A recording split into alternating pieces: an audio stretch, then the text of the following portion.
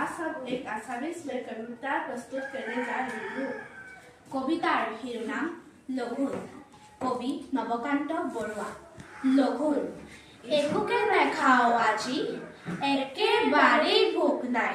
আছে যদি আটাহে, চিৰা দিবা ভাল চাই। দৈ মোক নালাগে, গাখীৰৰ সৰ পালে। খেজুৰীৰ গুৰ নেকি, লৈ আহ এইফালে। নাই যদি মালভোগ, জাহাজী কলকে আন।